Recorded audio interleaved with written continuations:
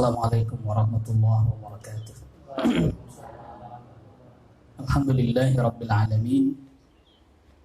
Hamdan katsiran thayyiban mubarakan fihi kama yuhibbu rabbuna wa yardah.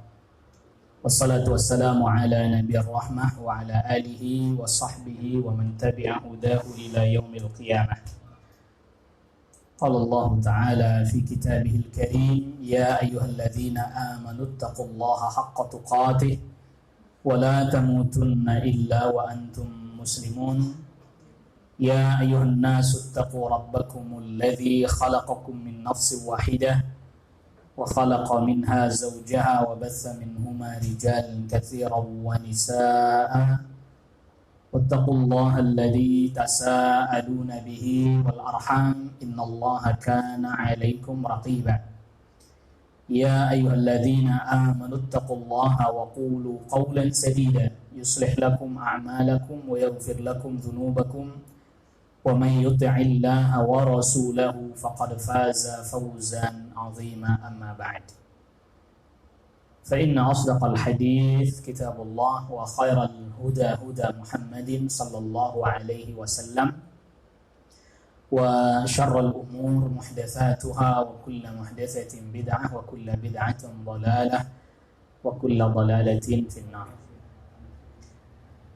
Yang saya hormati Om Ji dan keluarga, juga para om, tante, sepupu dan seluruh kerabat yang sudah hadir pada kesempatan di pagi hari ini. Alhamdulillah, Allah Subhanahu wa taala memberikan kepada kita kenikmatan bisa bertemu, bisa berjumpa di kesempatan hari ini bertepatan tanggal 10 Syawal. Jadi kita masih di bulan Syawal. Tentunya habis menunaikan ibadah Ramadan, alhamdulillah berjumpa dengan bulan Syawal yang tentu juga masih ada juga ibadah yang kita juga dianjurkan untuk kita lakukan dan kita kerjakan di bulan Syawal ini. Sebagaimana sabda Rasulullah sallallahu alaihi wasallam yang diriwayatkan oleh Al-Imam Muslim, "Man shama Ramadhana thumma atba'ahu sittan min Syawal kana ka shiyamid dahr." Siapa orang yang puasa Ramadan dilanjutkan dia berpuasa 6 hari di bulan Syawal, maka seperti puasa 1 tahun penuh. Jadi kita masih punya kesempatan. Sekarang tanggal 10 masih ada insyaallah sekitar 19 hari ya ke depan. Masih ada waktu kesempatan untuk menunaikan ibadah saum Syawal. Dan siapa yang mengerjakannya sebagaimana tadi Rasulullah sabdakan seperti puasa 1 tahun penuh. Kok bisa begitu? Karena rumusnya al-hasanatu bi asyri amsalha. Satu kebaikan dilipat gandakan 10 kali lipatnya. Puasa 1 bulan seperti puasa selama 10 bulan. Puasa 6 hari seperti puasa 60 hari. 60 hari berarti 2 bulan dah. Maka sempurnalah menjadi 1 tahun. Masya Allah, ini anugerah dari Allah Subhanahu wa ta'ala. Kalau kita suruh puasa setahun penuh nggak puasa kan berat. Tiap hari puasa terus. Puasa Ramadan aja tuh kalau umpamanya nggak wajib mungkin pada banyak yang nggak puasa. Wajib aja masih banyak yang nggak mengerjakan, yang nggak berpuasa. Nauzubillah. Nasallallahu alaihi wasallam. Jadi ini nikmat luar biasa, ditambah lagi hari ini kita berjumpa, ketemu, ya karena memang telepon nggak bisa sama dengan berjumpa. Video call nggak akan pernah bisa sama dengan berjumpa. Dengan berjumpa, tiba-tiba prasangka-prasangka, praduga-praduga yang tidak nyaman, tidak enak hilang. Saya jadi ingat sabda Rasulullah SAW, wa inna tiban nafsi minan ni'am. Hati yang lapang, hati yang tentram, hati yang tenang, hilangnya praduga, prasangka, dan seterusnya, itu nikmat. Rawahu Ibnu Majah. Wa inna tiban nafsi minan ni'am. Hati yang tenang, hati yang tentram termasuk bagian dari nikmat yang Allah Subhanahu wa taala berikan. Jadi ketemu hatinya senang aja, nikmat itu dari Allah. Itu belum makannya, belum minumnya, itu belum. Baru ketemu terus senang, udah nikmat luar biasa. belum lagi makan, belum lagi minum. Berapa banyak nikmat yang Allah Rabbul Alamin berikan pada kita. Dan kita masih saja butuh nikmat Allah yang lain untuk mensyukuri nikmat yang Allah berikan. Ya. Jadi Al-Imam Asy-Syafi'i sampai katakan wala yu'adda syukrun ni'am illa bi ni'amin ukhra minhu.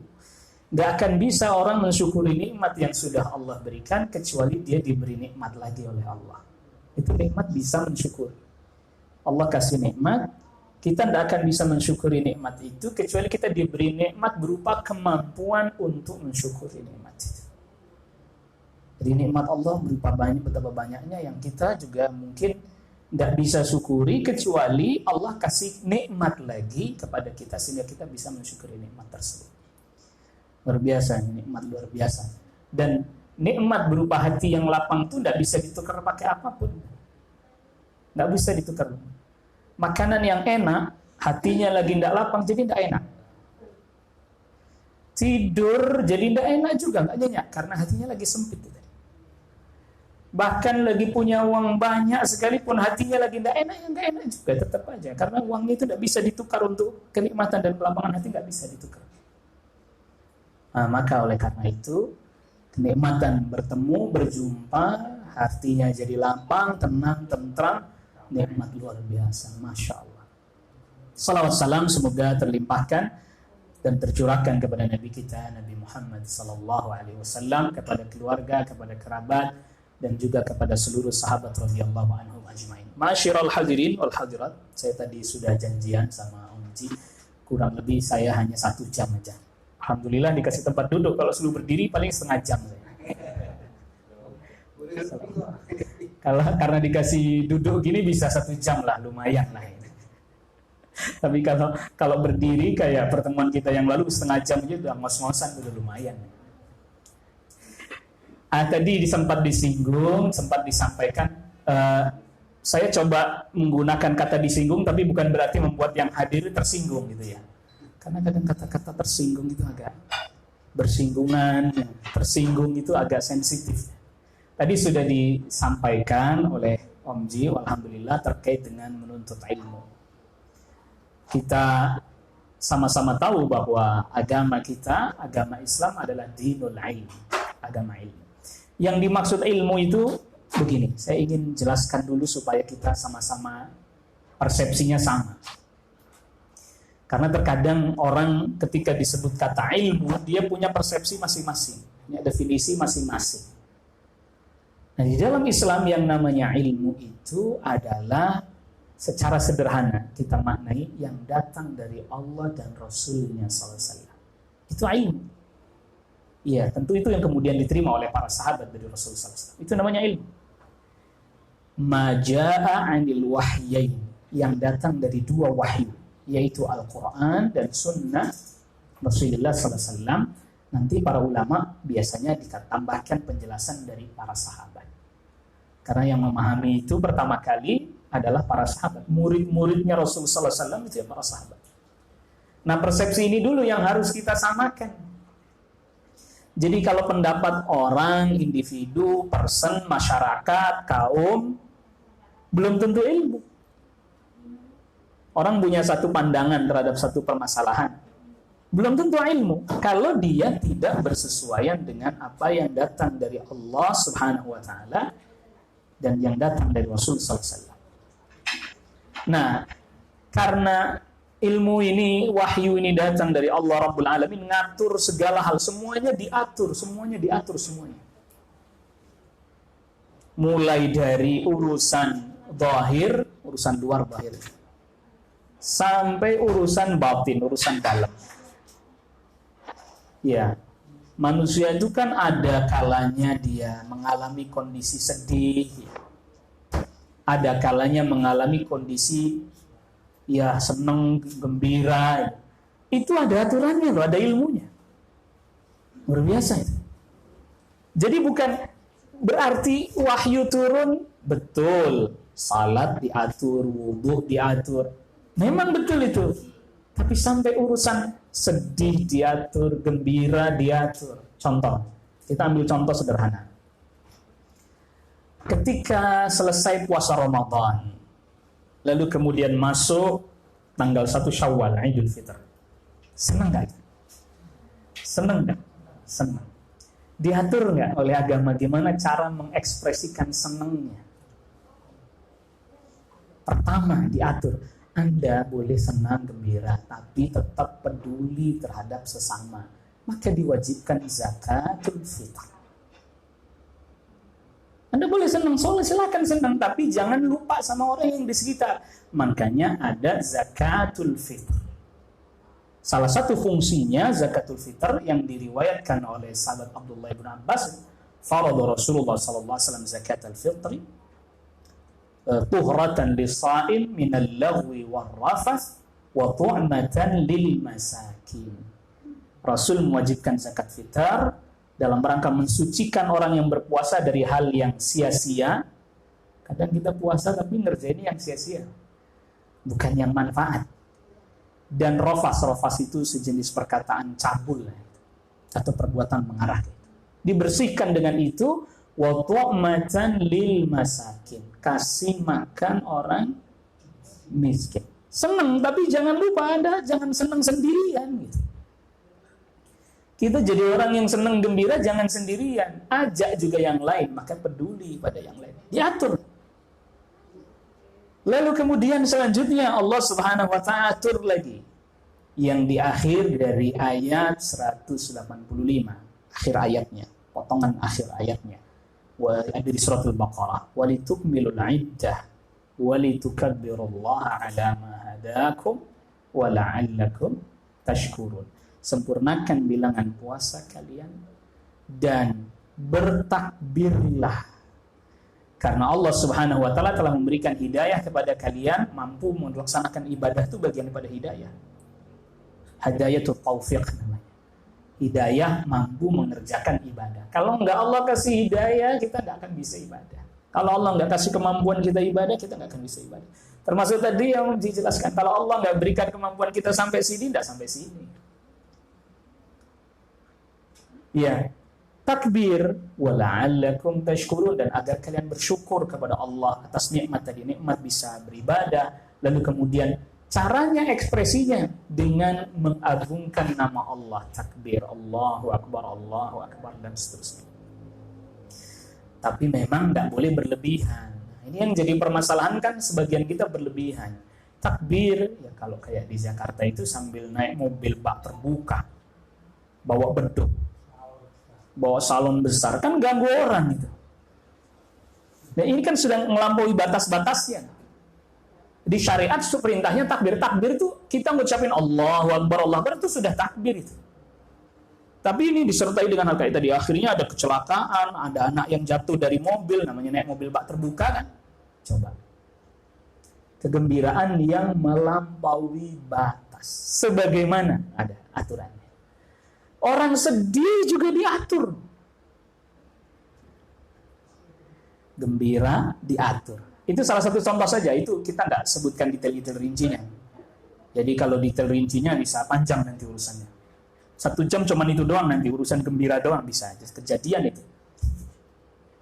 Iya, karena yang bikin kita jadi gembira, yang bikin kita jadi sedih, hakikatnya siapa? Allah Subhanahu wa ta'ala. Hati itu bisa jadi senang, bisa jadi sedih. Itu Allah Rabbul Alamin yang masukkan itu ke dalam hati kita. Hati itu bisa jadi lapang, bisa jadi sempit. Allah yang masukkan itu ke dalam hati kita. Yang ciptakan hati itu siapa? Allah Rabbul Alamin. Allah Rabbul Alamin yang ciptakan hati kita. Plus dengan keadaan-keadaannya, komposisinya. Jadi kalau fisik tubuh ini Allah ciptakan ada komposisinya, ada darah, ada tulang, ada daging, ada otot dan seterusnya. Bahkan jaringan-jaringan sel-sel saraf yang kecil, komposisinya detail rinci. Jangan sangka, Anda jangan kira bahwa ternyata jauh lebih rumit komposisi hati dibandingkan komposisi fisik. Jauh lebih rumit. Karena apa? Dalam beberapa saat bisa berubah. Tadinya lagi marah, tiba-tiba bisa berubah. Tadinya lagi tidak marah, tahu-tahu jadi marah. Tadinya senang, tahu-tahu jadi susah. Waktunya cepat sekali. Itulah mengapa para ulama katakan la yusammal qalbu qalban illa litaqallubihi. Hati itu tidak disebut qalb, melainkan karena sering berubah-ubah. Secara bahasa, mungkin ingat kalau ilmu tajwid, iqlab, balik. Suara nun dibalik menjadi suara mim. Karena ketemu ba, itu kan berarti berubah. Nah, qalb itu satu akar kata. Bolak-balik, gonta-ganti. Tadi senang, tahu-tahu sedih. Tadinya marah, tahu-tahu nggak marah. Tadinya lagi nggak marah, santai, tiba-tiba marah. Asal ada yang memicu sedikit aja. Nggak usah banyak, sedikit saja. Terus tadinya lagi santai, duduk tenang, adem. Tahu-tahu melihat sesuatu, marah. Iya. Karena berubah-ubah. Nah, makanya kita perlu ilmu untuk bagaimana ini mengendalikan. Dua ilmu. Kata Imam Syafi'i, dua ilmu. Yang pertama ilmu tib, ilmu kedokteran kalau bahasa kita sekarang. Itu untuk ilmu apa? Badan ya, zahir, fisik. Yang kedua ilmu syar'i. Ilmu syar'i ya badan, dia juga batin, dua-duanya sekaligus. Coba bayangkan orang kuliah kedokteran, ambil spesialis berapa tahun? Itu baru satu, betul. Misalnya nih THT. Itu baru cuman satu ini aja, belum ke bawah ini belum lagi dia ambil spesialis, masih ada lagi subspesialis lagi, lebih spesifik lagi. Berapa lagi kuliahnya? Allah Akbar, biaya yang dikeluarkan berapa? Hah? Oh, bisa kejual ini rumah. Untuk subspesialis itu kejual ini rumah ini. Sama rumah tetangga mungkin kejual juga. Jangan, kalau rumah tetangga jangan. Bukan rumah. Allahu Akbar. Biaya besar. Loh, ilmu agama di musola ada. Tidak perlu sampean bayar mahal. Tidak datang, Bang. Kasih makan lah. Masya Allah, kasih makan. Kok tidak datang gitu dia. Nah, ini sangat disayangkan. Lah malah bukan begitu, bukan cuman di musola ada tinggal datang, didatengin ustadznya, malah diimpor langsung dari luar kota. Allah. Ini kita supaya mengerti, paham ya, bagaimana orang begitu kurang apresiasinya terhadap ilmu agama. Padahal ilmu agama ini bicaranya wahyu, bicaranya apa yang datang dari Allah dan Rasulnya. Maka tidak bolehlah sembarangan orang berbicara dalam urusan agama kecuali betul-betul dia mengetahui dalil-dalil. Itu karena bicaranya wahyu. Dia berbicara atas nama Allah Rabbul Alamin, berbicara atas nama Rasul Sallallahu Alaihi Wasallam. Makanya dia nggak bisa sembarangan kecuali dia harus katakan qala Allah wa qala Rasul. Allah berfirman demikian, Rasul bersabda demikian. La min qibali nafsi, bukan dari dirinya sendiri, bukan. Poin penting. Dan ini segini ini baru mukaddimah Bapak Ibu. Jadi ya enggak apa-apa, ini masih mukaddimah. Silakan Anda boleh sambil minum, boleh. Enggak apa-apa Om. Enggak apa-apa Om. Itu jadi iklan nanti di sini, jadi iklan lewat sini. Gitu. Jadi bagaimana untuk urusan dunia begitu detail, orang rinci, penyakit khusus ini lagi, THT sendiri, nanti perut aja ada bagian-bagiannya sendiri. Gimana dengan ilmu agama? Ya, yang kalau kita ngerasakan salah satu dari anggota tubuh kita sakit, kita kan langsung bertanya sama orang yang mengerti. Ya, konsultasi ke dokter, lalu dibuatkan resepnya, dan seterusnya. Sekarang pertanyaannya, kalau giliran batin kita, hati kita sakit, kita nggak bisa deteksi. Nggak bisa. Padahal mestinya kita yang harus paling ngerti, bisa mendeteksi. Ini kenapa, ini bagaimana, kok seperti ini, kok gundah, kok gelisah. Ada lagi orang yang Katanya kalau orang lagi gelisah suruh baca Al-Quran. Saya udah baca Al-Quran masih gelisah aja. Baca Al-Qurannya sambil kesel kok. Iya tuh. Baca Quran baca, zikir baca, tapi sambil kesel. Jadi keselnya nggak hilang-hilang. Belum lagi ditambah nggak ngerti isinya. Mungkin keselnya tuh sambil nggak ngerti isinya juga. Gitu. Sambil kesel, ngapain yang tak baca ini? Zikir juga begitu sama zikir, apa yang tak baca ini? Maka ilmu agama, ilmu syar'i, ilmu din, dia menempati tempat yang utama. Karena ini bicara tentang wahyu dari Allah yang di dalamnya terdapat kebahagiaan buat kita. Ya, ma anzalna 'alaikal qur'ana litashqa. Surah Thaha awal-awal. Tidaklah kami turunkan Al-Quran kepadamu, kepada Rasulullah SAW, supaya jadi orang yang celaka. Enggak. Al-Quran diturunkan, diwahyukan agar kita jadi orang yang bahagia, bukan jadi orang celaka. Itu artinya apa? Ada jaminan ini, garansi dari Allah Rabbul Alamin. Kalau betul dia mau pelajari, dia fahami. Ada garansinya.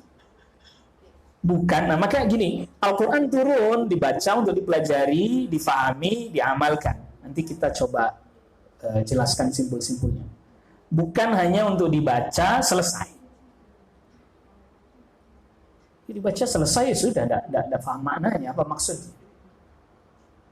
Tidak mengerti apa arahnya, mau kemana ini. Ini Al-Quran kemana, dia di mana. Karena ada dua poin penting yang perlu kita pahami. Yang pertama adalah memahami konsep dengan benar. Memahami konsep ilmu dengan benar. Jadi karena kalau orang pahami konsepnya sendiri-sendiri, ini jadi masalah. Ayatnya sama, tapi yang satu memahaminya begini, yang satu memahaminya begitu. Kan gak sama nantinya. Akhirnya gimana? Ya dikembalikan. Rumusnya sederhana kan, dikembalikan. Gimana dulu nih ayat ini di masa Rasulullah SAW kayak apa ini? Prakteknya, pengamalannya bagaimana para sahabat radhiyallahu anhum ajma'in? Itu jadi solusinya. Itu jadi salah satu solusi untuk memahami. Bahkan itu menjadi pintu utama. Semuanya itu. Itu diatur. Termasuk contohnya tadi, sedih. Kalau tadi gembira, sedih. Merasa diatur nggak kalau lagi sedih?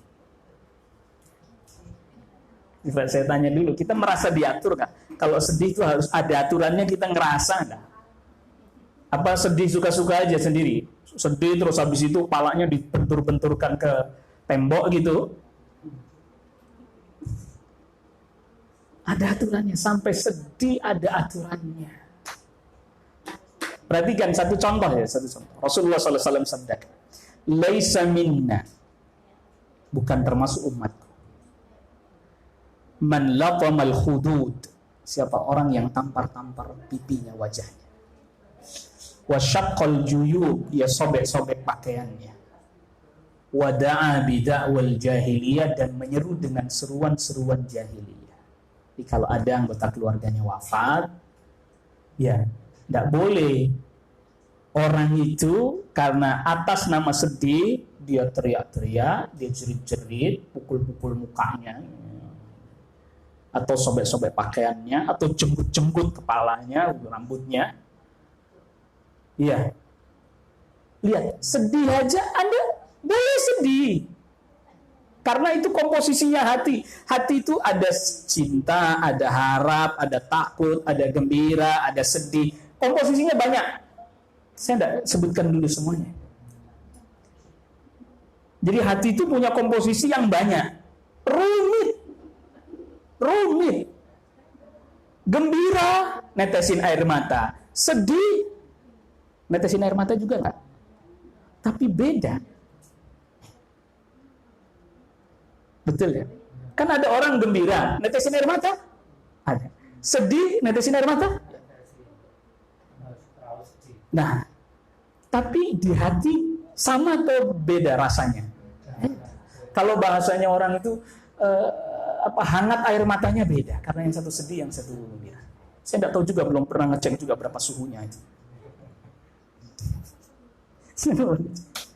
Lihat, ekspresi badan atau ekspresi zahir sama-sama meneteskan air mata, tapi hati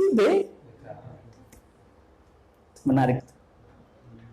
Makanya tadi saya bilang ini lebih rumit dipelajari. Loh, kalau yang ilmu zahir, pakem-pakemnya sebenarnya kelihatan sudah.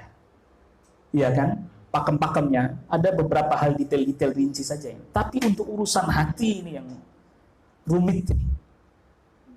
Makanya syariat membatasi sedih, ekspresinya tak boleh berlebihan. Tadi contohnya Rasul sabdakan, yang tampar wajahnya, gitu misalnya ya, sobek-sobek bajunya, yang kemudian diistilahkan di dalam syariat dengan istilah niyaha, meratap. Tak boleh. Adapun Rasul SAW pernah meneteskan air mata karena salah seorang putra beliau wafat. Iya, betul netes air mata, sedih itu. Tapi tidak berkata, tidak berbuat kecuali yang diridhoi oleh Allah. Innal qalba yahzan wal 'aina tadma wa la naqulu illa ma yurdi rabbana.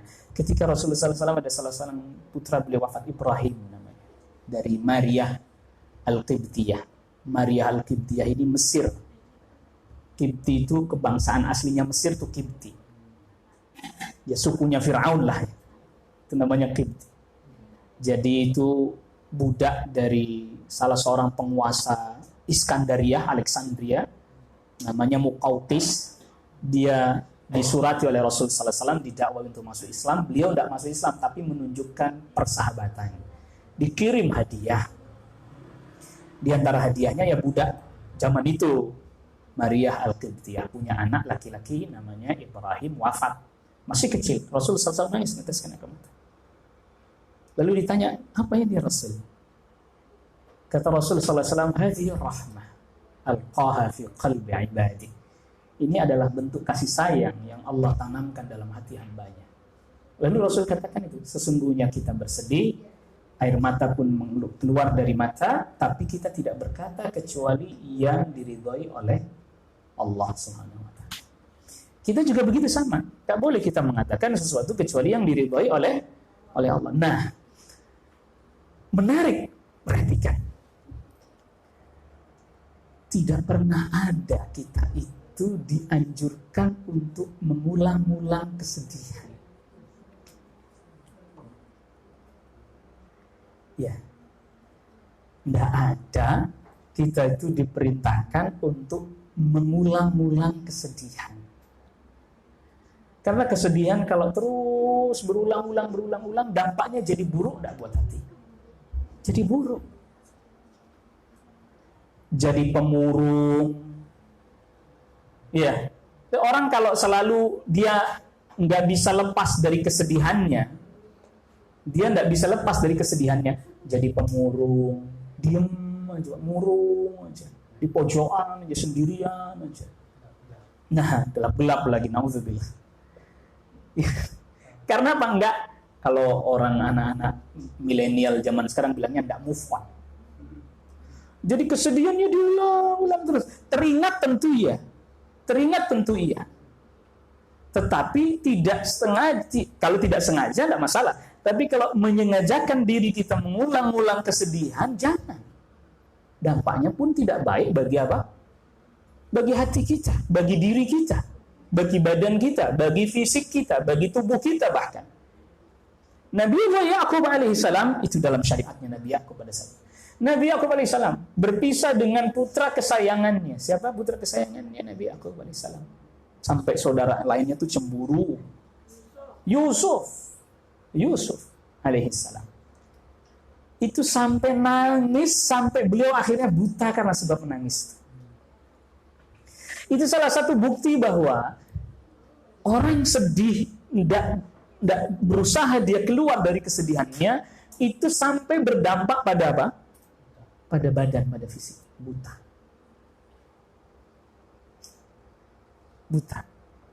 Itu yang tidak diperkenankan, makanya kita tuh larut dalam kesedihan. Terbersit mesti nyata aja, nggak mungkin nggak. Itu namanya terbersit. Tetapi kemudian mengingat atau membuat orang sedih terus-menerus, apalagi kemudian kesedihan itu dijadikan kayak semacam ritual, seperti yang dilakukan oleh orang-orang Rafidhah, ritual. Kalau tanggal 10 Muharram, Asyura ya, kan mereka bikin ritual kesedihan ya. Pukul-pukul wajahnya, ya Husain. Habis itu bahkan sebagian mereka bukan cuma pukul, pakai senjata tajam, bahkan pedang, dipukulkan ke tubuhnya sendiri. Jadi ini bertentangan dengan fitrah dan akal sehat.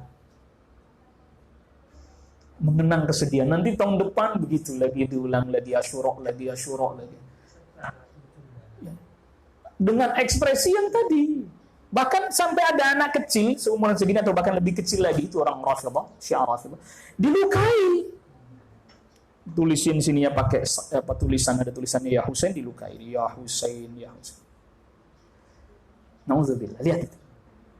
Jadi kesedihan ketika sudah berlebihan, melampaui batas, sudah tidak diperkenankan lagi oleh syariat. Itu dalam rangka apa? Kenapa syariat sampai seperti itu? Dalam rangka menjaga manusia. Hidup ini memang ada senang, ada sedih, ada susah, ada gembira. Memang seperti itu kehidupan. Alladzi khalaqal mauta wal hayata liyabluwakum ayyukum ahsanu amala. Allah ciptakan ada kematian. Sedih nggak kalau kematian? Ada kehidupan lahir. Kira-kira kalau ada bayi lahir, kita sedih atau senang? Kira-kira lu senang. Ada bayi lahir sedih, aduh gimana nih. Senang. Ya ada kematian sedih, ada kelahiran senang kan. Itu artinya bahwa ya, kehidupan begitu silih berganti, ada senang, ada susah, ada sedih, itu dalam rangka menguji kalian siapa yang paling baik amalnya. Maksudnya sedang balik amalnya itu siapa yang mau mengikuti aturan Rabbnya, siapa yang mau mengikuti tuntunan Nabinya. Makanya sallallahu alaihi wasallam. Makanya ada kelahiran senang, ekspresinya akikah. Ekspresinya akikah, jangan terus ekspresi senangnya terus wow, foya-foya. Akikah udah cukup. Dengan menyembelih akikah, dicukur rambutnya, lalu kemudian diberi nama, lalu kemudian disodakohkan dari timbangan rambutnya. Diajari nama syariat ekspresi senangnya kalau lagi begini seperti ini, ekspresi gembiranya seperti ini, begitu. Nah termasuk tidak pernah ada juga saya dapati ekspresi senang para sahabat atau salafus saleh ketika usia mereka tambah, nggak ada. Yang ada malah mikir mereka sedih. Kenapa? Berarti kurang hakikatnya, bukan malah selamat ya lu, enggak selamat. Makanya enggak ada di dalam agama kita tuh perayaan apa namanya? Ulang tahun, diulang-ulang tahunnya. Enggak bisa juga tahunnya diulang-ulang.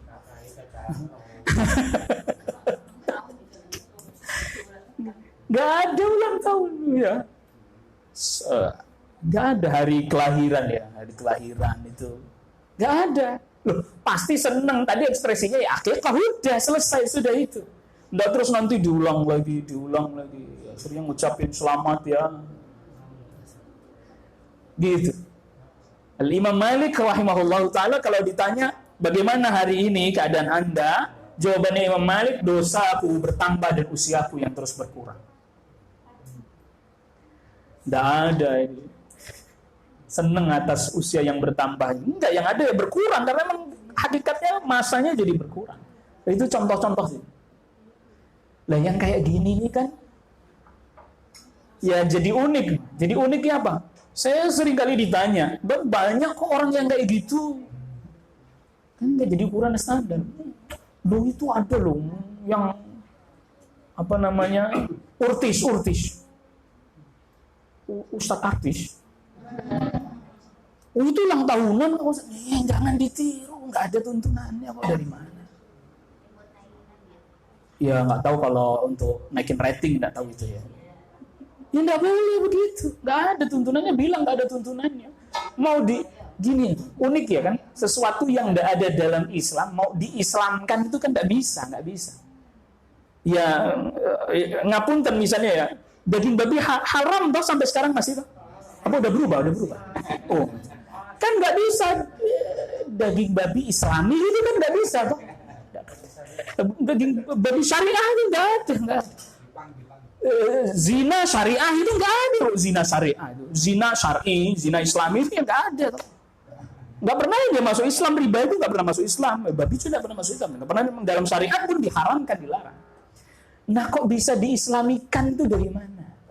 Kalau yang kayak tadi contohnya kita langsung paham, tapi ulang tahun Islami coba ayo pikirkan, coba pikir apa pernah itu dia masuk di dalam bagian ajaran Islam? Tuh. Nah yang seperti ini sekarang ini kan banyak tontonan banyak. Nggak tahu dia bahwa itu nggak bisa dijadikan tuntunan, tapi jadinya tontonan aja. Ini harus bisa pilih, ini ditonton terus diikuti. Nah ini nih. Maka butuhnya pondasi ilmu itu di situ. Maka tadi konsep memahami konsep yang benar. Sekarang pertanyaannya lebih rada ekstrim dikit, levelnya tak naikin dikit. Pernah dengar istilah musik religi? Ada kan? Pertanyaannya, atau musik Islami. Pertanyaan, sejak kapan itu Kanjeng Nabi sama para sahabat itu ngeband musik? Coba. Ayo. Loh, gini kita belajar toh menuntut ilmu. Bukan lagi apa nyinyir, bukan, ntar salah lagi nih. Dibilang, nyindir nih ustadz itu. Salah lagi. Lo kalau ceramah itu jelasin dianggap nyindir, nggak ada ceramah ntar. Untuk khutbah juga nggak boleh, nggak usah khutbah nyindir melulu. Ini haram, itu nggak boleh tuh kan. Pernah nggak dengar? Nggak usah, oke lah sahabat. Kita turunin lagi Imam Syafi'i, imam panutannya kebanyakan kaum muslimin di Indonesia yang mengaku bermazhab Imam Syafi'i. Pernah dapat nggak informasi Imam Syafi'i itu terbangan? Tahu nggak? Terbangan tahu kan ya? Marawisan. Pernah dapat Imam Syafi'i marawisan, Imam Syafi'i. Dumblang gitu. Loh ini lagi nuntut ilmu soalnya. Lagi nuntut ilmu ini. Jadi bukan lagi nyindir ndak ini, lagi nuntut ilmu. Coba. Nggak ada tuh. Nggak ada. Nah terus gimana? Berarti kan nggak ada tuntunannya. Apalagi sampai kemudian organ. Nggak ada. Yang ada malah justru nanti kalau kita dapati di perkataan-perkataan mereka malah haram itu.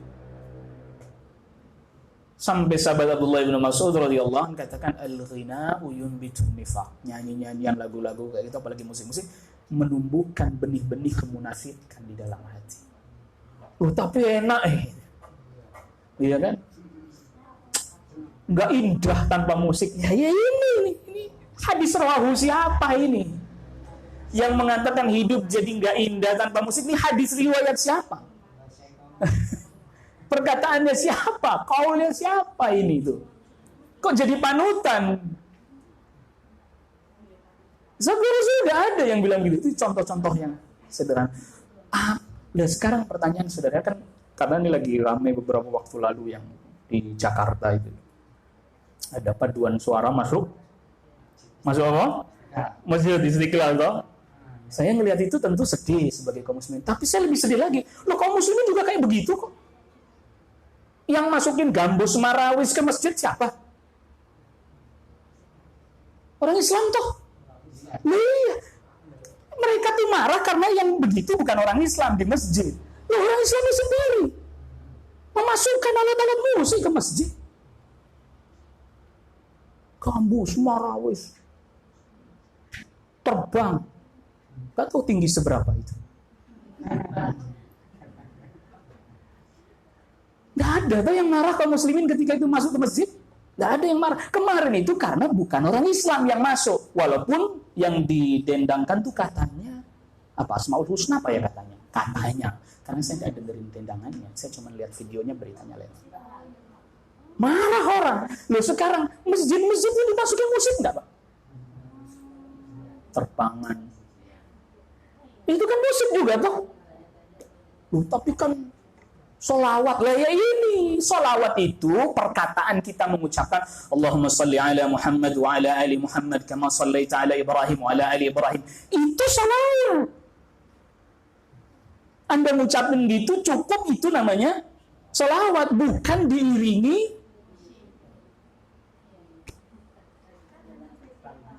Nah ini namanya campur-campur nih, gado-gado. Makanya tadi kita di awal, ilmu itu pemahaman konsepnya mesti tepat dulu. Wong sholawat kok dilarang? Bukan sholawat dilarang. Loh, sampai yang masukin unsur musiknya itu loh ke dalam sholawat.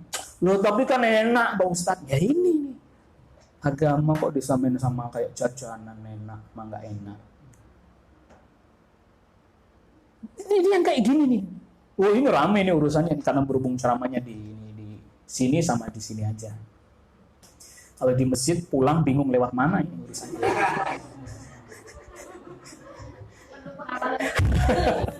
Ini Ustaz lewat mana ini?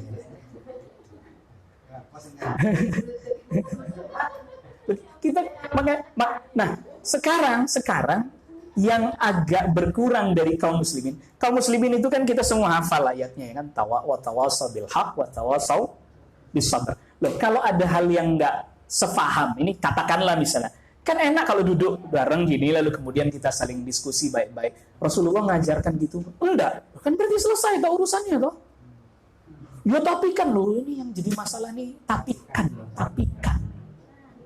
Kayaknya ada sekte baru namanya sekte tapikan.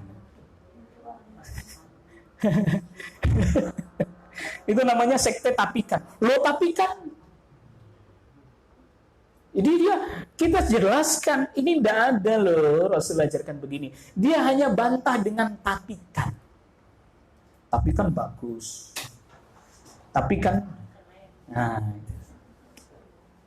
Loh, ya maaf, nyatanya ada orang dia nyanyi dalam tanda kutip katanya isi lagunya dakwah ngelarang orang untuk supaya ndak minuman keras dan narkoba. Anaknya sendiri kena loh.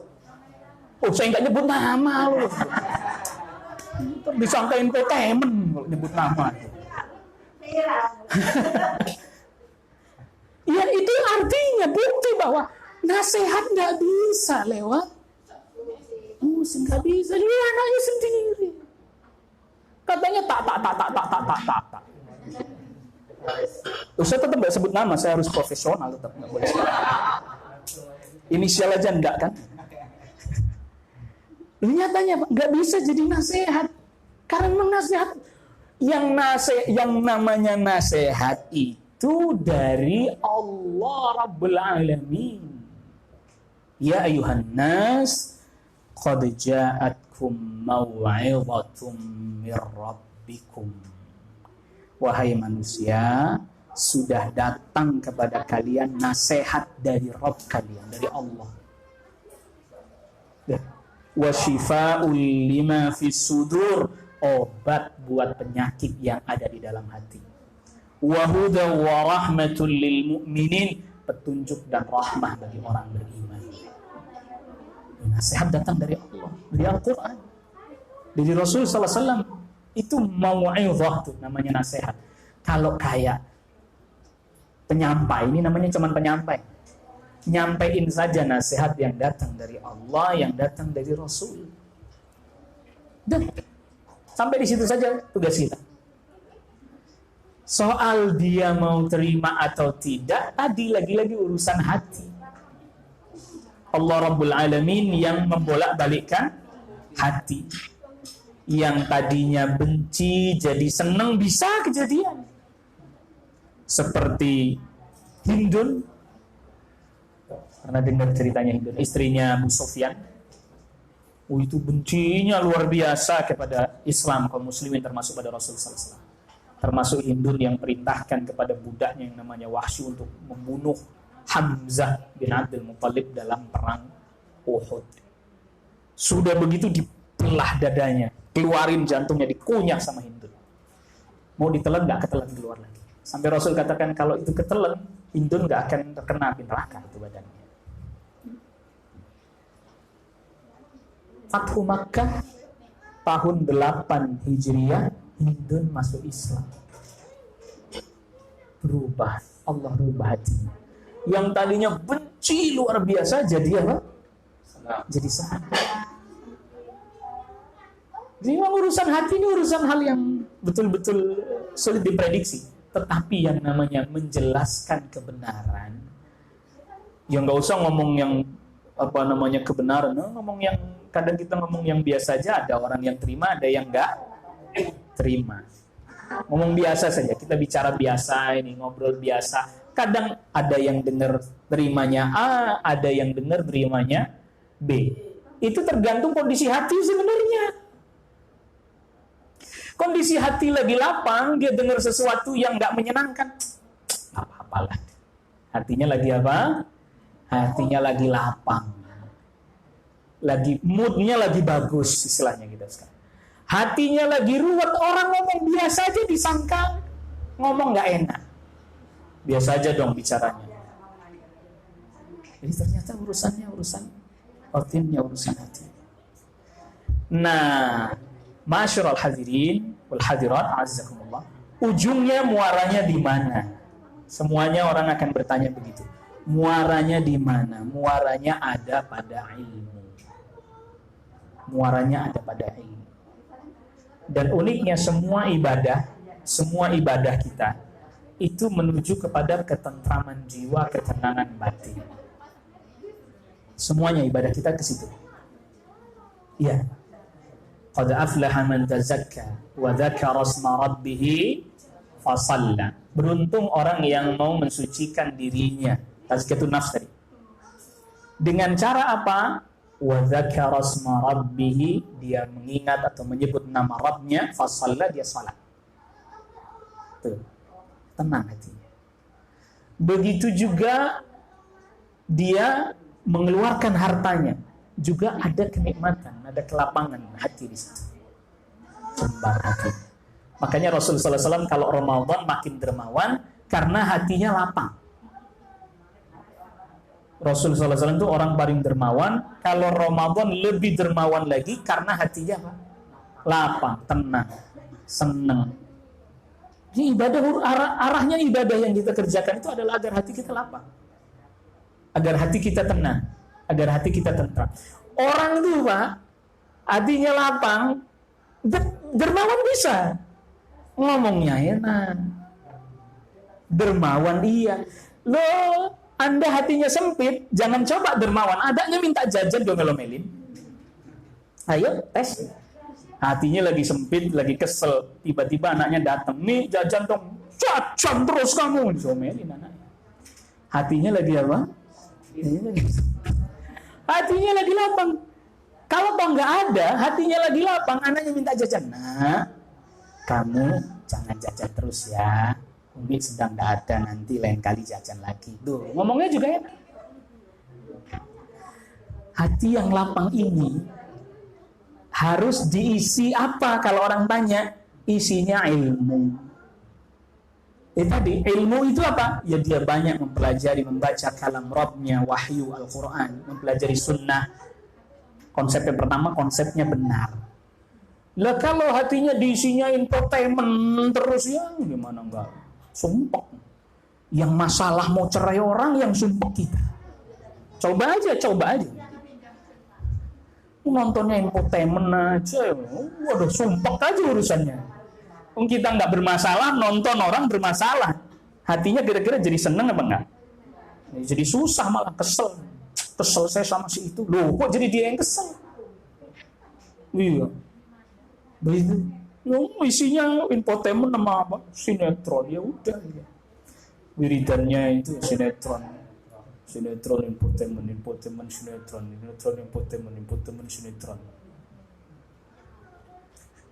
Wiridannya itu ya udah itu. Nggak kesel gara-gara nonton sinetron, tokohnya yang dia sukain itu jadi udah kesel. Makanya nih kita ini gampang dipengaruhi sama itu tadi, sinetron. Lalu kemudian setelah konsepnya benar, difahaminya benar, tepat dalam mengamalkan. Ini amal nih. Ya, kan ilmu dulu. Para ulama katakan al-ilmu qabla al-qawli wal amal. Ilmu sebelum bicara, sebelum beramal. Konsep yang dia fahami benar, menerapkannya tepat. Karena kadang kita sudah paham konsepnya, tapi untuk menerapkannya masih belum tepat.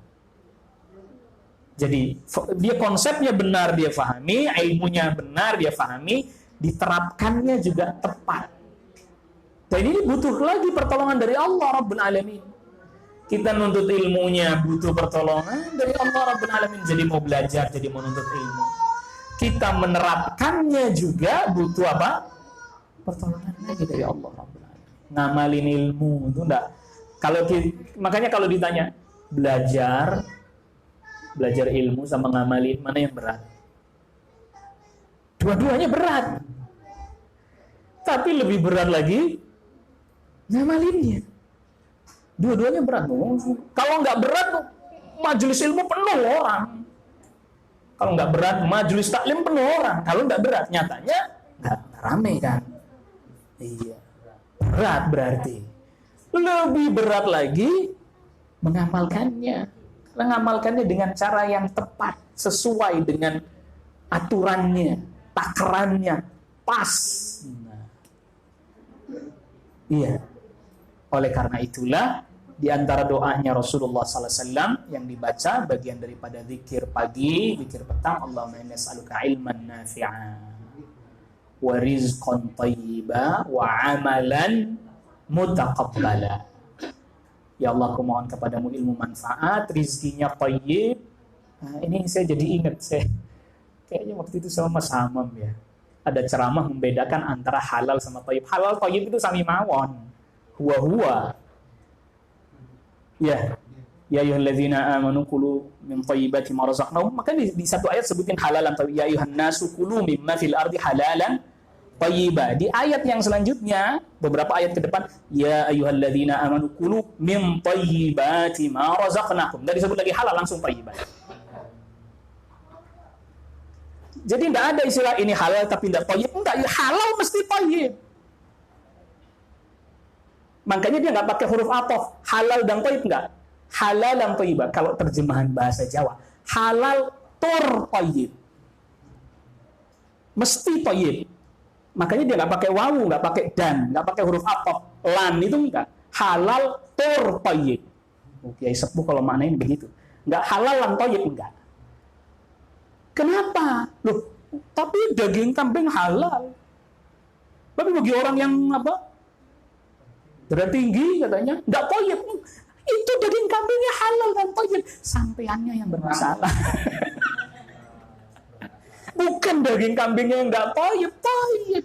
Orang darah tinggi makan durian halal thayyib. Sampeannya yang bermasalah. Makanya syariat ngaturnya orangnya. Makan, minum, jangan berlebihan. Jangan disertai dengan sombongan, taker kemampuan. Bukan makanan yang dibilang tidak thayyib. Saya jadi ingat itu. Saya sempat mau nyamperin ustadznya tapi nggak tekel, bukan di kampung sendiri, saya pulang aja udah. Gak ada yang halal pasti thayyib. Adapun itu jadi masalah karena tubuh kita sendiri yang bermasalah. Coba orang yang tubuhnya tidak bermasalah makan itu halal thayyib enggak? Halal thayyib. Karena orangnya bukan makanannya. Jadi konsepnya, memahami konsepnya aja harus benar. Ngamalinnya. Jadi jangan sampai nanti ada orang beranggapan bahwa daging kambing halal tapi tidak thayyib buat si fulan. Itu jadi nanti mirip orang Yahudi. Orang Yahudi ketika lagi ada dulu ceritanya Nabi Yakub tidak mau makan bagian, saya agak lupa bagian makanan tertentu dari daging karena beliau punya penyakit irqun nasa. Nah, orang Yahudi di belakang menganggap itu diharamkan, akhirnya nggak dimakan. Nah itu tadi. Saya nggak haramkan kok, saya hanya mengatakan ini tidak thayyib. Lu tidak thayyib itu kan berarti nggak dihalalkan. Akhirnya nanti ada sebagian orang yang lama-kelamaan dia mengharamkan itu nantinya. Jadi halal thayyib. Soal orangnya bermasalah, ya dialah yang harus mampu mengendalikan dirinya. Tapi makanannya tetap halal lagi thayyib. Itu. Tapi bukan yang enggak pulang-pulang itu si Thayyib yang itu enggak pulang-pulang kalau yang. Lebaran kan. Di konsep-konsep kayak gini. Ayatnya sama, yang kita baca ayatnya sama, tapi cara memahami konsep itu berbeda. Itu makanya perlu ada rujukan, cara memahami, nggak bebas semua orang memahami dengan nalar dan kemampuannya sendiri-sendiri. Konsepnya benar, lalu kemudian diterapkannya tepat.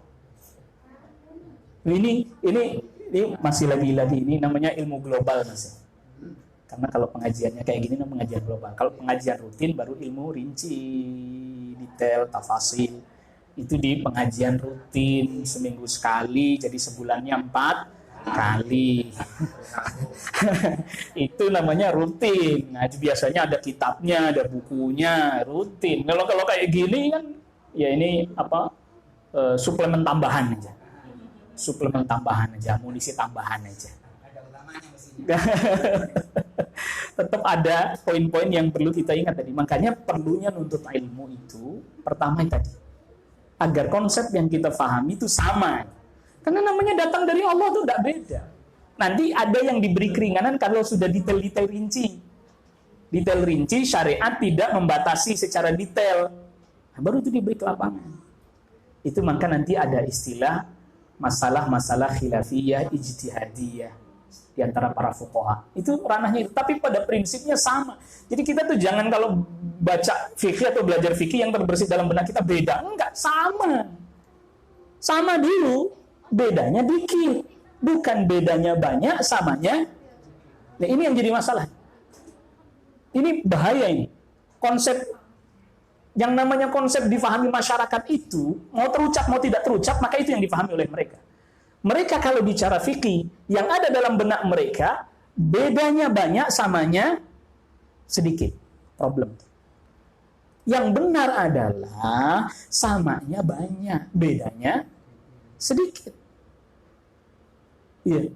Makanya sampai ada masjid klasifikasi, ini masjid A, ini masjid B. Jemaah masjid A tidak mau di masjid B, jemaah masjid B tidak mau di masjid A. Karena sudah pegang konsep apa tadi? Keyakinan bahwa bedanya banyak, samanya ini secara umum ya. Kita lagi ngomong secara umum. Beda nanti kalau sudah rincian detail-detail lain ini. Ini namanya satu mindset umum. Selama itu kaum muslimin, maka persamaannya banyak, bedanya dikit. Ini namanya mindset umum. Beda nanti kalau sudah detail rinci. Maka perlu itu nuntut ilmu. Maka siapa orang yang tidak mau belajar nuntut ilmu, maka sepanjang hidupnya dia dalam keadaan kebingungan. Terombang ambing. Angin ke kanan dia ikut. Berhembus ke kiri dia juga apa? Ikut.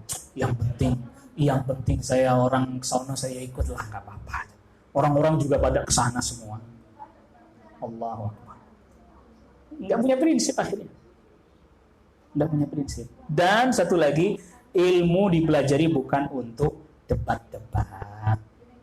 Bukan untuk apa? Berdebat, bantah-bantahan, selangkasnya bukan. Itu nanti ada orang yang memang Allah berikan punya kemampuan untuk menyanggah. Tapi selama kita bisa bicara, diskusi, makanya kadang kalau belajar kayak gini ada tanya jawab, itu dalam rangka tadi, diskusi.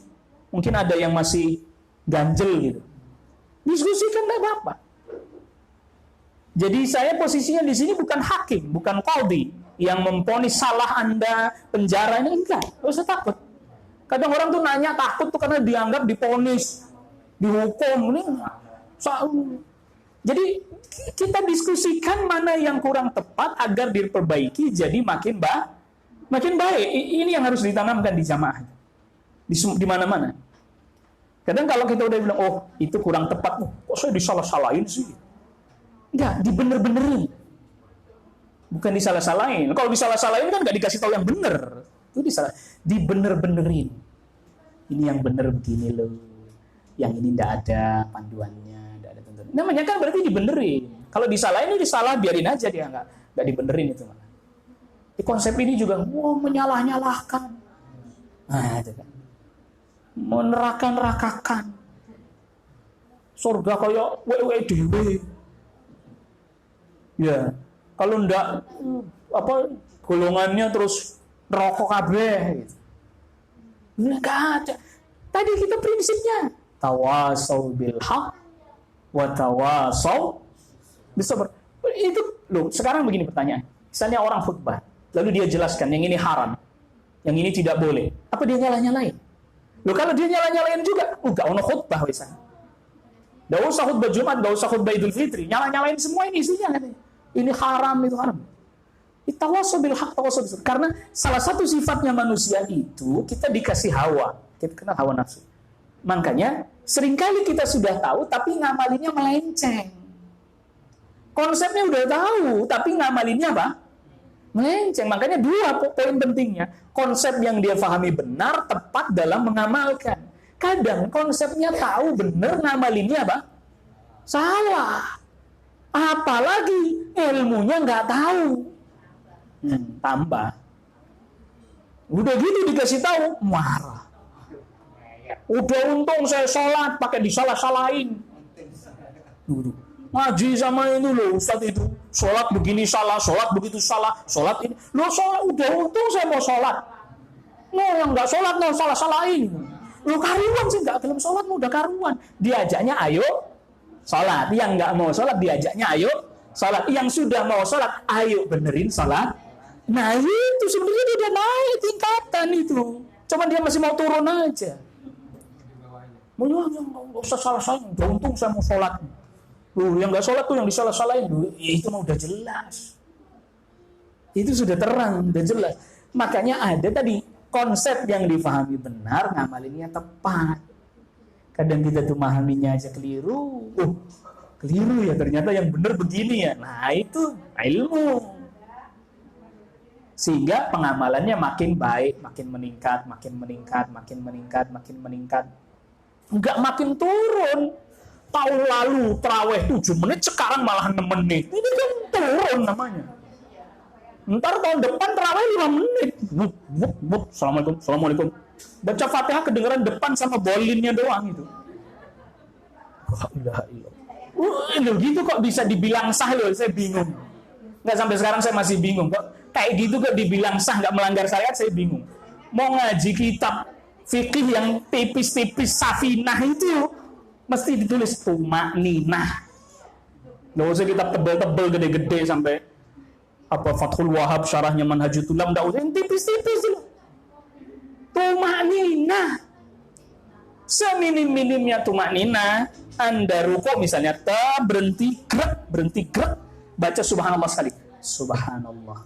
Berhenti dulu baru baca subhanallah. Bukan subhanallahnya nyicil. Subhanallah. Subhanallahnya nyicil ini. Subhana rabbiyal azim tapi nyicil. Jadi berdiri Allahu akbar, ini jalan sambil baca subhana rabbiyal azim. Sami Allah liman hamidah. Gak tumakninah ini. Gak ono tumakninah ini. Belas. Mau ulama mazhab apa juga ini. Ayo. Golek-golekan. Cari-carian udah dicari. Gak ada. Mau kitab tipis-tipis loh. Seminim-minimnya ini berhenti. Subhana rabbiyal azim. Atau subhana rabbiyal azim wa bihamdi misalnya sekali, tapi udah berhenti baru berdiri. Sami Allah liman hamidah. Tuh seminim-minimnya tumanina. Itu para ulama jelasinnya gitu. Sampai yang paling belakangan jelasinnya begitu. Kok bisa kemudian 2021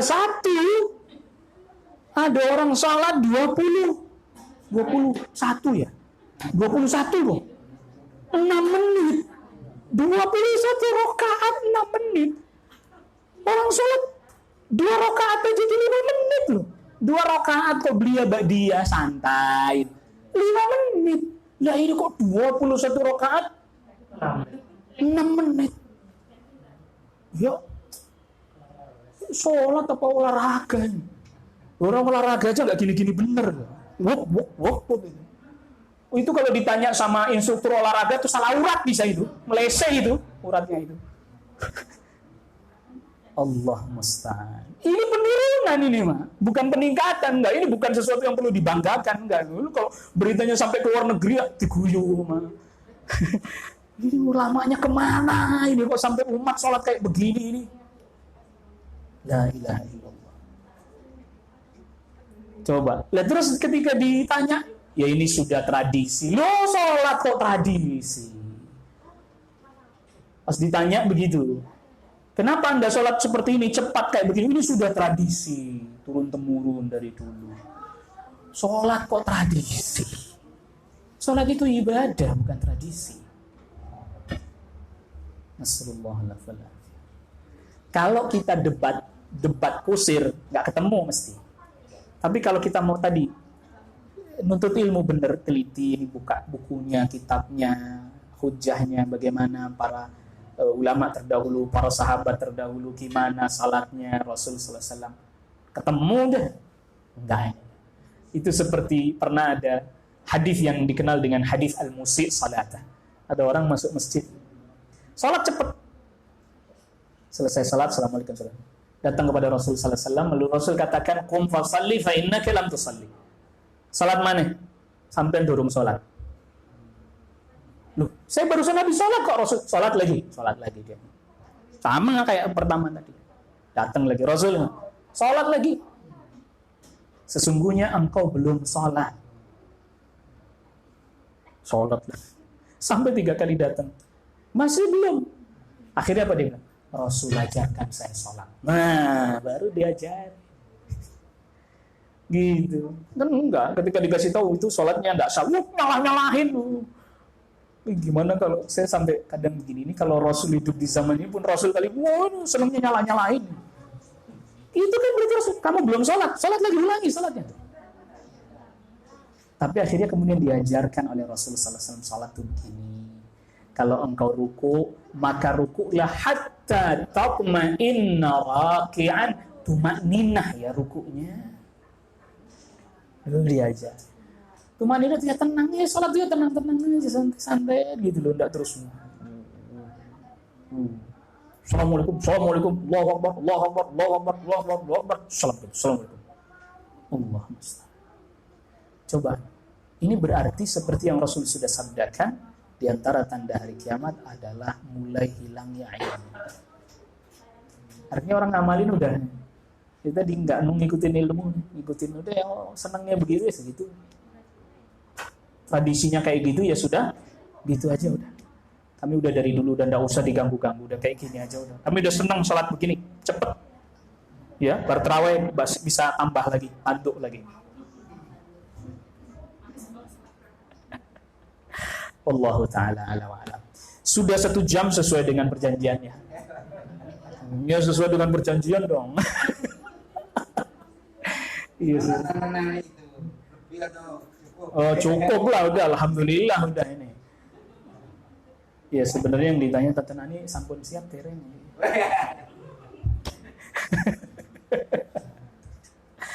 Ya ma'asyiral al-hadirin wal hadirat a'azzakumullah. Ini nampaknya yang bisa saya sampaikan di pertemuan kali ini.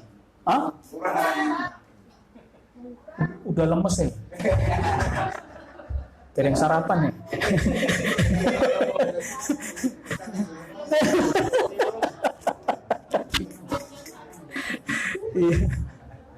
Ya, Bapak Ibu sekalian, saudara sekalian, Om dan Tante yang dirahmati oleh Allah Subhanahu wa taala. Sekali lagi saya minta maaf baru bisa datang bertemu karena memang ya sempat ada pelarangan juga kemarin itu. Terus juga sebenarnya kalau yang tadi di awal Om Ci cerita susah juga enggak juga. Nah, saya enggak terlalu sibuk-sibuk juga sih, enggak padat-padat juga jadwalnya. Alhamdulillah bisa, insyaallah kapan kita bikin acara semisal seperti ini lagi, mudah-mudahan tetap bisa untuk menghadiri acara yang seperti ini karena dua keutamaan sekaligus, ya nuntut ilmu, ya silaturahim. Dua keutamaan sekaligus acara seperti ini ya. Mungkin kalau datang ke masjid, ke musala ya hanya nuntut ilmu karena bukan keluarga ya yang hadir ya. Tapi kalau yang seperti ini dua sekaligus keutamaan, ya nuntut ilmu, ya juga silaturahim. Masya Allah doanya para malaikat lebih-lebih lagi kita didoakan oleh para malaikat. Jadi saya mengucapkan jazakumullah khairan ala husni ihtimamikum. Ya saya terima kasih pada semua yang hadir karena mau ikut mendengarkan, menyimak. dan juga bisa bertemu pada kesempatan hari ini sangat membahagiakan sekali, sangat membuat gembira hati, jadi lapang, jadi tenang, jadi tentram, dan semoga Allah Rabbul Alamin menjadikan hati kita tetap kokoh di atas iman, di atas tauhid, di atas sunnahnya Rasul sallallahu alaihi wasallam, dan juga termasuk ya makin dekat, makin erat hubungan antara keluarga satu dengan yang lain. Nah itu juga kan nikmat juga. Bertengkar itu tidak nikmat, tidak ada nikmat-nikmatnya. Saya cari-cari nikmatnya bertengkar itu tidak ketemu-ketemu. Nikmatnya berantem, nikmatnya musuhan, nikmatnya bertikai itu tak cari-cari, nggak ada enak-enaknya. Yang sononya tidak enak ya kitanya juga tidak enak, sama-sama nggak enak semuanya. Jadi buat apa mempertahankan bara api? Tapi memang itu di hati yang tenang itu memang juga harus terus dipupuk dengan belajar ya, nuntut ilmu, disiram terus, nggak bisa dibiarkan begitu saja. Termasuk semua yang tadi saya sampaikan itu nasihat yang pertama kali ya buat yang ngucapin ini. Yang pertama kali adalah buat yang mengucapkan, yang mendengarkan yang keduanya. Di manfaat yang pertama adalah untuk yang menyampaikan. Makanya di antara salah satu sebab bertambahnya iman menyampaikan ilmu. Jadi manfaatnya itu yang pertama kali dapat yang menyampaikan. Nasihat pertama kali untuk yang menyampaikan. Jadi pernah mungkin kita, sebelum saya tutup, pernah mungkin kita hendak melakukan sesuatu, tiba-tiba teringat, oh ini udah pernah dijelasin, itu ilmu. Itu ilmu. Kata sahabat Ali bin Abi Thalib radhiyallahu anhu, hatifil ilma bil amal. Hatif itu kalau bahasa orang modern itu telepon. Teleponlah ilmu dengan amal. Kalau kita biasa mengamalkan ilmu, nanti satu saat kita butuh dia datang sendiri. Oh ini begini nih, saya udah pernah dapat. Tapi kalau tidak diamalkan, ilmunya tidak datang-datang pas lagi butuh, gak normal. Buktinya apa? Bacaan salat kan, karena kita baca terus jadi apa? Jadi nempel terus. Kapan kita butuh ruku, coba apa pernah Anda sebelum salat murojaah bacaan salat dulu? Ngulang bacaan salat dulu. Oh bacaan ini, Allahu Akbar kabira misalnya. Enggak kan? Langsung spontan, karena sudah apa? Oh diamalkan terus-menerus, nempel udah. Kapan ruku? Ya bacanya ini. Kapan sujud? Ya bacanya itu. Jadi ilmu dia akan bisa datang ketika kita butuhkan, dan itulah ilmu nafi', ilmu yang manfaat. Misalnya lagi mau berbuat ketaatan, satu ibadah datang, oh ini keutamaannya ini, semangatlah kita beribadah. Ketika kita hendak jatuh pada kemaksiatan, datang ilmu, jangan kamu kerjakan itu, oh ya ini haram, nggak boleh, tinggalin. Itu ilmu manfaat. Jadi kalau misalnya pas pulang dari sini, saya tadi dengerin ceramah pulang gak ingat apa-apa ya. Semua begitu. Tapi ketika butuh dia datang. Itu ilmu nafi'. Karena lagi gak butuh, ini pulang, belum butuh, gak ingat kan.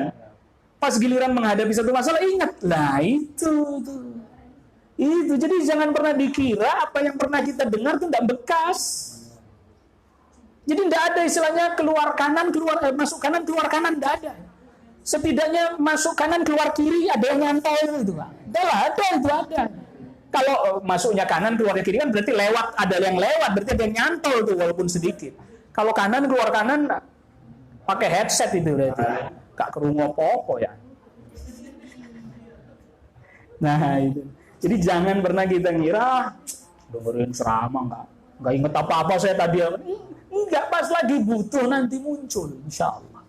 Itulah ilmu manfaat. Ya itulah ilmu yang bermanfaat. Terima kasih atas perhatiannya dan mohon maaf atas segala kekurangan. Wassallallahu ala nabiyina Muhammadin wa alihi wasahbihi wasallama tasliman katsira. Semoga Allah Rabbul Alamin menjadikan pertemuan kita ini pertemuan yang mendatangkan rahmatnya Allah, dan perpisahan yang juga tetap disertai dengan rahmatnya Allah. Wassallallahu ala nabiyina Muhammadin wa alihi wasahbihi wasallama tasliman katsira. Assalamualaikum warahmatullahi wabarakatuh.